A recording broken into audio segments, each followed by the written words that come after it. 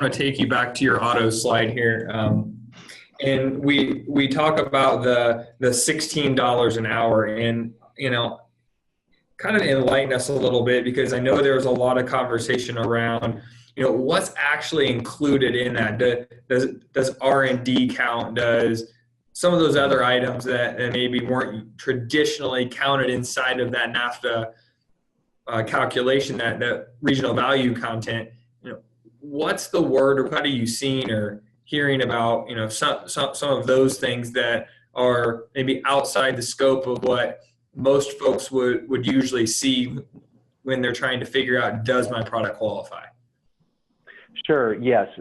And a lot of that is spelled out in the text of the agreement itself as to what can count. It's actually detailed, but it's footnoted heavily. So there's a lot of cross-referencing, which all of us in the trade and customs world are used to, right? But at the end of the day, one thing to remember is this is at the plant level. And so what we're seeing right now, and this is why it's important to pay attention to this issue at this time, is the OEMs and tier one suppliers are starting to send out questionnaires, and some of you may have received them already, asking for, we want to know on the line how many, that component we're sourcing from you, what is the cost of that component? So it's done by what's called annual purchase value. So we're purchasing this much from you. Of that price, how much of that is labor costs? So can you break it down for us by wages? How much of that is R&D cost?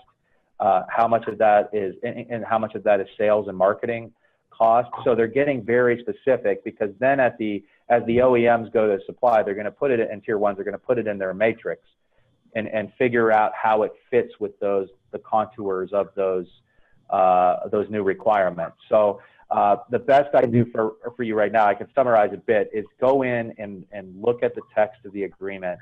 And there's very specific provisions on what you can count and what you can't, but you've hit the big ones. R&D, and you can see in the slide, there's actually a certain percentage that can count for that. The big issue that they didn't want in the deal was the auto companies saying, well, we're paying the engineers in Detroit 300 or 250 grand or whatever, and those folks are making more than $16 an hour per model, and using that. There's a cap on how much you can use. So at the end of the day, somebody that actually is touching that component has to be making $16 an hour down the supply chain. So if you haven't received the questionnaires and you are supplying the auto parts, look out, they're coming.